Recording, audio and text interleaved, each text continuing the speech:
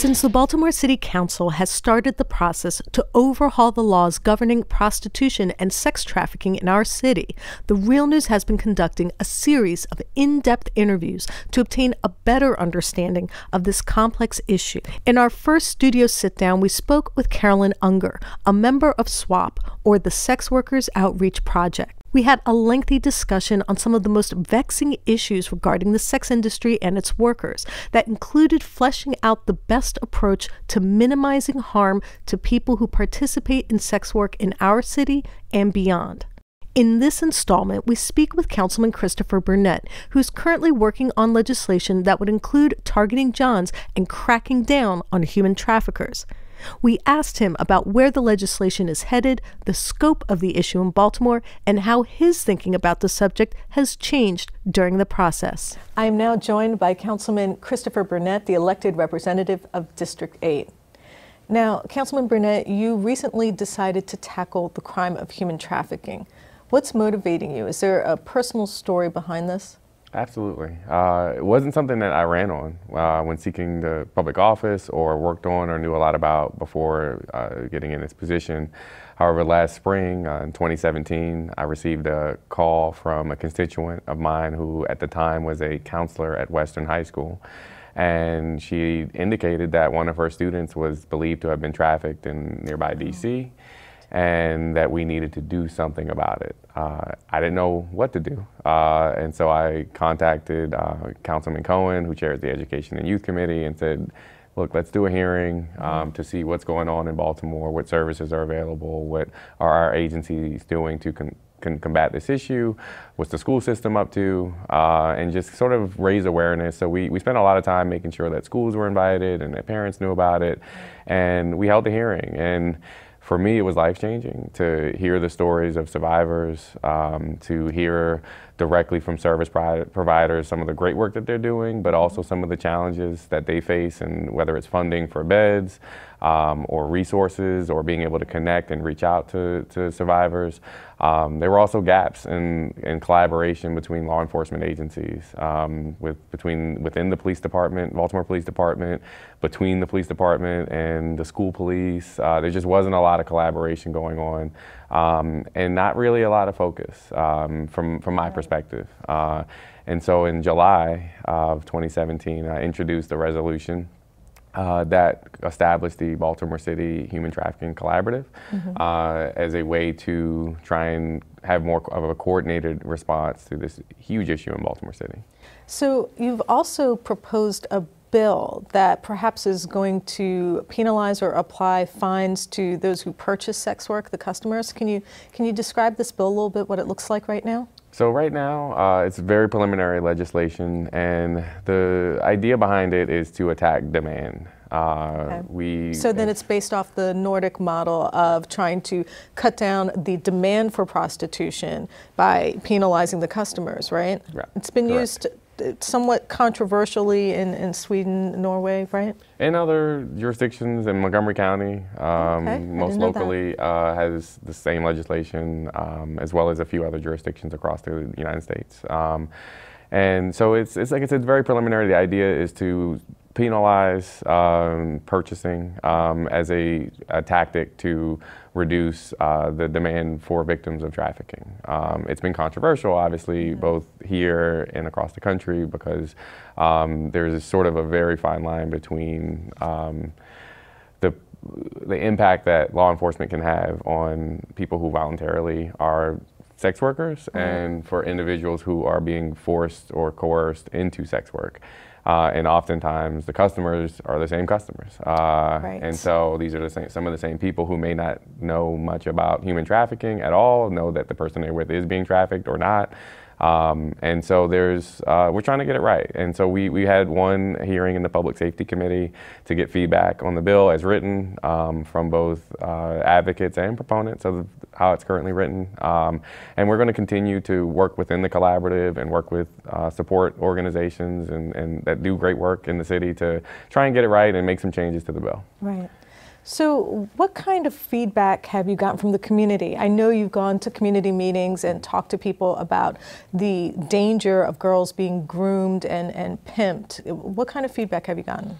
It has been sort of mixed. Most people don't really understand the dynamics of trafficking. So oftentimes when I bring up the subject in community meetings, some people in the room have a perspective that we should be locking up all sex workers. There should be a heavy emphasis on law enforcement, and mostly those people come from areas that have high levels of prostitution. Okay. So for them, they view it as a public nuisance. Once I've been given the opportunity to talk through it a little bit more around the fact that there are people who may be out there just as sex workers, and there are people who are being forced to do the work or maybe suffering from addiction issues. And so it's when I have that conversation and help people go a little bit further into their thinking about what they're seeing, then things kind of change a little bit. Well, we actually need to help these people becomes sort of the response. But the collaborative, I'm not a trainer in this issue, but one of the great things about the Baltimore City Human Trafficking Collaborative is we have a public awareness committee that is currently gearing up right now to do large-scale, citywide trainings on the community level, universities and schools and PTAs to try and break down the myths of human trafficking and sex work for people, as well as sort of broaden their understanding of what they may be seeing and how they can be helpful. Because a lot of times, if you're seeing what could be trafficking but may not know who to call, you just kind of leave it there. Or maybe you call 911 or maybe you don't. And so we're working on publishing materials, palm cards. We are in conversation right now with Mercy Hospital about using their Be More Safe app, which currently already exists, but adding language around defining what human trafficking is, as well as how to connect people to resources. But the other hurdle that we have to get over is a lot of times victims may not know that they're being trafficked. And so we got to change sort of the wording and how we word and do outreach so that we help them understand what's actually happening. Because of what I've found in serving on the collaborative and in the hearing and talking to folks who work with survivors or who are survivors, a lot of times they think they have a boyfriend that is asking them to do things and will give her a phone or take her shopping or get her hair or nails done, which is very appealing, especially for victims that are young and children. They are very susceptible to that, and a lot of traffickers prey on that. They prey on the naivety and also the poverty, right? I mean, it's for them, I get money in my pocket and, I have to do these things that may not feel like, I want to be up for it, but I'm doing it because I have to or because I want to, or a lot of times traffickers will use drugs to coerce young victims. So it's a very complex subject, but Baltimore City is sort of at the center of it. And when we talk about the region of Baltimore and our proximity to 95 and 70 and 695 in Baltimore and DC, New York, the major arteries, casinos, sporting events, all of these things are very attractive for traffickers who are trying to make money and for people seeking sex and willing to pay for it. I also know you've gotten feedback from organizations like Power Inside or SWAP, which is a sex worker outreach. What kind of views did they share with you in relation to a human trafficking bill? So their feedback was sort of rooted in, the only way, they believe the only way to end human trafficking is to legalize sex work. At least that's how my perception of how the conversation went. They weren't excited about the bill. They felt it would disproportionately impact people of color, women of color, the transgender community, the LGBTQ community would be impacted by this. And I thought that their concerns were valid. It was one of those things where I'm sort of walking on a journey that is new to me. So I thought the meetings were very productive. The time that I spent talking to them has been very productive. And I think they've raised some valid points about that, as well as making sure that the bill also applies to workers as well. If we are going to do a citation, so that because right now, as currently written, the only option for a sex worker would be incarceration. Arrest. Incarceration. Yeah. And for the John, it would be a citation or arrest. The thinking is that there's not a lot of arrested Johns, and I've heard that from the both police department. I've heard that from the state's attorney's office and advocates.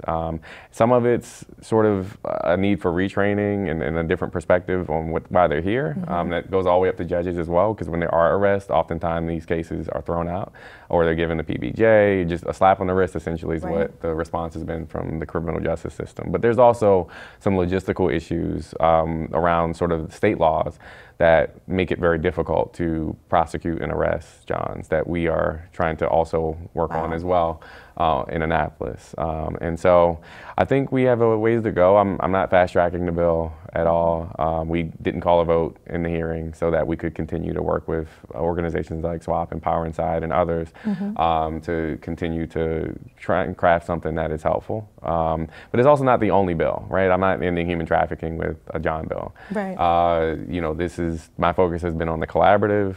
We're also working to retool the already existing human trafficking legislation in Baltimore City that applies to hotels. And it was passed by Councilman Kraft, requires posting in hotel rooms, which hasn't really been enforced, as well as training for hotel staff, which is actually training them to find the identify signs of human trafficking. Yeah, because a lot of times traffickers, well, often they use hotels in Baltimore City and in all of the hotels. So we've been reaching out to hotel managers and hotel security to try and figure out, okay, how could we make this bill a little bit better than what it already is? We're looking to try and adopt the national model, which requires airports to have human trafficking information posted in restrooms. We're trying to do the same thing in hotel rooms. And we have a bunch of other things that we're going to be coming down the pipe, trying to raise funds for organizations that provide services and support for survivors. There's always a lack of funding, and the city can certainly do more. And so I have some legislation we're working on to try and push more funding to these organizations that do help. But you know, this is not something that is a 6-month or 3-month thing for me. I'm fully committed to working on this for my time in office. I think it's going to take a lot of work to realize a piece of legislation that deals with some of the complexities of this issue. Let me ask you this. If human trafficking is forced sex work or forced prostitution, and sex work is chosen labor, is there any way that you can pass legislation that acknowledges the difference, that there are cases where people are coerced and cases where women and men and trans folks are participating willingly in sex work? Is there any way to show your legislation to find a difference there? I don't think so. I just thinking from a legislative perspective, I mean, what we're kind of describing is a conversation that needs to be had, investigation that needs to be had, outreach that needs to be done to the workers to figure out what's going on, and that's not really anything you can legislate. I think that's really working with organizations that do outreach to make sure they have the support, working with the health department to make sure they can do a better job at outreach and support, for the folks who are being coerced to get them into a better situation. Has to be the key, and I don't know that we can legislate that. I could be wrong, and we're looking at, like I said, we're looking at everything. Everything is on the table. We've done some research in my office to see what other jurisdictions have done across the country and what's been effective, what hasn't, so that we can get something right. Do you think sex work can be decriminalized completely or even legalized like it is in Nevada or in Denmark or in Norway? Do you think we could actually see a move towards legalization in Baltimore? It would have to be state. The laws governing prostitution and sex work are state laws. We have enabling legislation that we can sort of make some changes locally. Local jurisdictions can, but we wouldn't be able to do that in Baltimore City. But I have to be clear, though. I mean, even in Nevada, there's still human trafficking. Because especially when we talk about child sex trafficking, when we talk about labor trafficking, these are things that there are people who are into that. There are pedophiles who are willing to pay for children or want younger looking workers that, and they are not doing that under their own fruition. They are being forced into that, and that's a big problem that exists all across this country and in Europe and other jurisdictions as well. So I think it's something that it's a very difficult subject and a very complex one, but I don't know if there's a single answer when we talk about trafficking and we talk about sex work. They're very different things. Right. we have the Baltimore block. It's one of the oldest red light districts in the country. It is only a few blocks away from City Hall. It is right next door to police headquarters. One could make the argument that we have decriminalized sex work right in the heart of Baltimore City and that it's doing just fine. I would say it's still a mixed bag, right? I've talked to some folks in law enforcement actually that were doing an investigation at one of the clubs where a 14-year-old was working there, and that has been she certainly was not the first, and was not there on their own fruition at all. There's also a huge criminal element that operates in and around the block that is currently under investigation, but obviously it's the longest standing, so we'll see how the police and law enforcement are able to really crack down. But there's been several instances and raids over the years on the block where they found children being pushed into sex work, and there are also women who work there because this is a way they can make money, and I think that's okay. That's not what I'm not here to try and stop that. My job is to try and help victims and survivors of trafficking who don't want to be there or who may not be there on their own to get help. Well, we're talking about the Baltimore block, and I've spoken to club owners and people, hotel owners as well, and they have said that the block is actually a form of tourism for Baltimore City, that we actually profit, that we benefit from having this form of decriminalized sex work in the heart of our city, that people go from the baseball and the football games to the block, people come in from conventions from out of town and they come visit the block.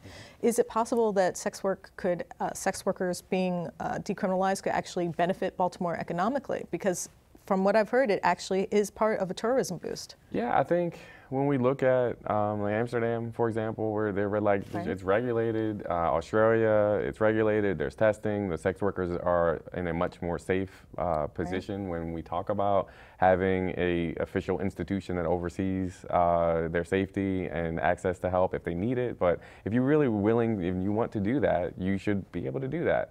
And I don't think that's necessarily a bad thing.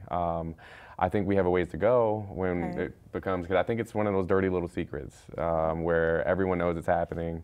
No one wants to admit that they are into that right kind of in thing. the heart yeah, of in our the heart city. of the city. Yeah. So there's no doubt. I mean, I walk out of City Hall after Orioles games. I see Orioles hats walking in and out of the clubs. So that's a real thing. And I would say that the organizations like SWAP, for example, who do work with sex workers, would argue that, I don't want to speak for them, but would argue that if it is something that is legalized and we can provide resources like other countries have done, it makes it safer for everybody involved. I want to thank my guest, Councilman Christopher Burnett, for joining me for this important discussion. And I want to thank you for joining the Real News Network.